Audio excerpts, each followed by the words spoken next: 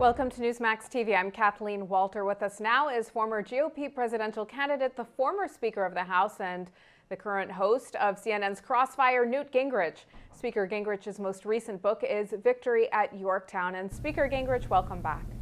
It's good to be back with you. Mr. Speaker, should Obamacare be delayed? Doesn't that help President Obama? And wouldn't it be better for voters to see the full throttle of the law before the 2014 election? Well, I think everything we're seeing about this rollout is very disturbing. The very fact that I'm talking to you on a day when the president's staff is going to be meeting in secret with the insurance companies should worry every American. What kind of deal is being cut? What kind of story are they agreeing on? The fact that they won't tell us the truth about what's happening with the website, they won't tell us how many people are signing up, and the people who go to the website aren't being given honest, accurate information. I think this whole system may well be collapsing by January, and as people learn how much they're losing, 300,000 people in Florida were just told yesterday they're losing their health insurance. They're going to be forced into this government program, which will be more expensive with higher deductibles. This is the opposite of what President Obama promised as a candidate, and I think that it's in deep trouble, and as people learn more about it, it's going to be in deeper trouble. Now, President Obama arbitrarily changed the date of the employer mandate by 1 year. Does the president have any constitutional power to change the date of a law?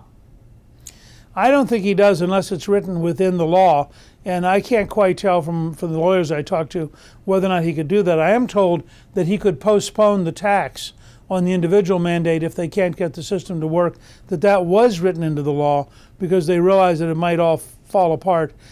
So he ought to exercise that right and indicate that nobody will be punished in 2014 for not signing up on a system that they can't sign up on. But let's say the president doesn't have the constitutional power to change the date of a law. What should Congress do here?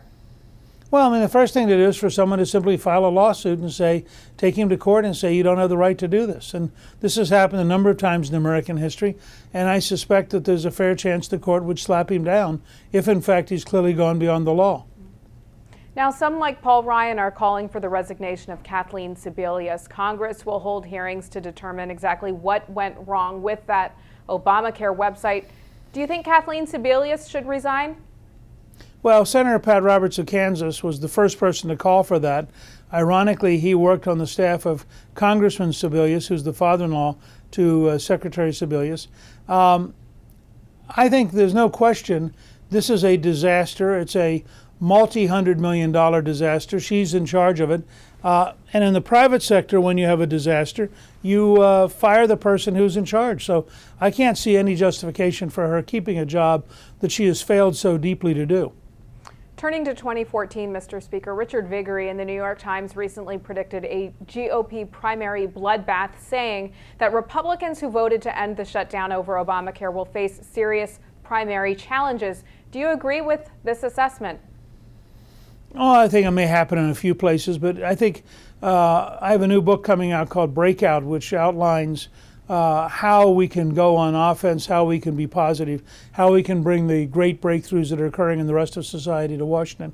I think a positive, solutions-oriented Republican Party faced with the failure of the current administration could in fact do very, very well in 2014. I think sometimes people in Washington get overwrought. I think the country at large wants to know, what are we going to do about jobs? What are we going to do about the deficit? How are we going to fix this total mess that Obamacare is becoming? They would like to see a Republican Party that is positive and that is offering a replacement for the failed policies of the current administration. Does the GOP have to unite to win in 2014 and to win in 2016? No, I don't think. I think we have to unite by 2016, but I wouldn't exaggerate how deep the disagreements are.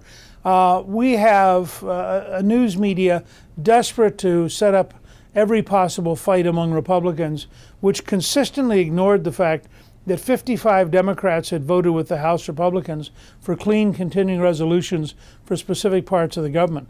They didn't want to cover the Democrats who were disagreeing with the president, but they were eager to find Republicans fighting each other. I wouldn't exaggerate it. This is a party that can easily accommodate both Ted Cruz and Chris Christie, and I think that we'll do just fine if we focus on being positive and on finding better solutions for the future that allow us to get back to a balanced budget, to get back to economic growth and jobs, to get back to having an America that's very dynamic so all of our young people can have a better future. All right, former House Speaker Newt Gingrich, as always, great to speak with you. Thanks so much for joining us today. Thank you. Good talking to you. And thank you for watching Newsmax TV.